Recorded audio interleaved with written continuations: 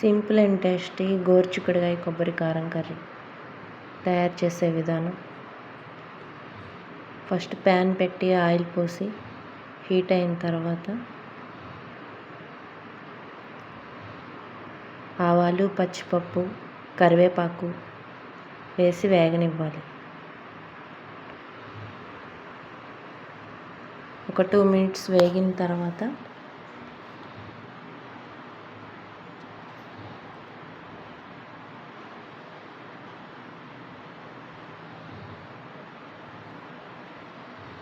వేగినాయి.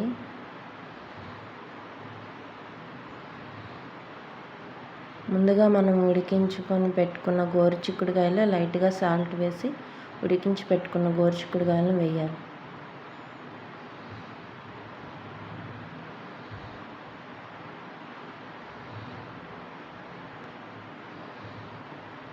ఇప్పుడు ఒకసారి కదిపి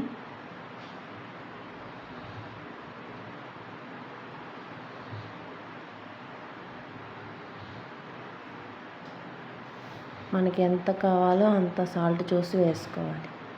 నేనైతే ఇక్కడ 2 స్పూన్స్ వేస్తున్నాను, చిన్న స్పూన్స్ కాబట్టి 2 స్పూన్స్.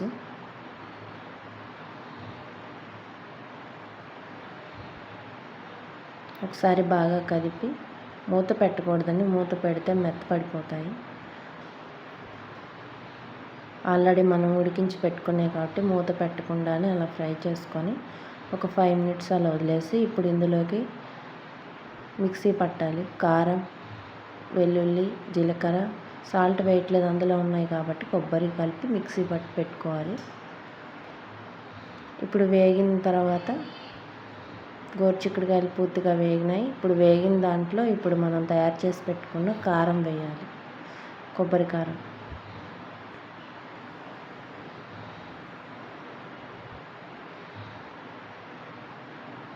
మొత్తం వేయట్లేదు, మీకు ఎంత కారం తినాలనుకుంటే తినేదాన్ని బట్టి చూసుకొని వేసుకోవాలి.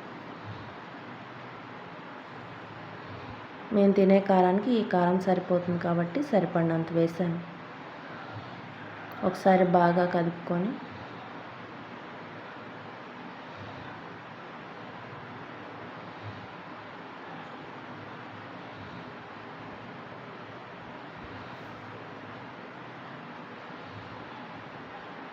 బాగా మిక్స్ చేసుకుంటే కానీ కలవదు, బాగా కలుపుకోవాలి వెల్లుల్లి కాబట్టి. ఇప్పుడు బాగా వేగింది, ఇంకేం వేయవసరం లేదు, అంతే సరిపోతుంది.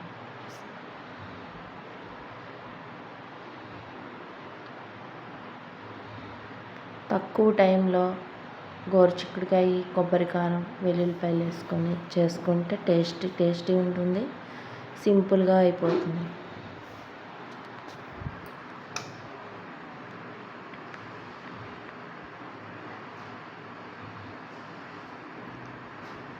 వీడియో నచ్చితే లైక్ చేయండి, షేర్ చేయండి, సబ్స్క్రైబ్ చేయండి.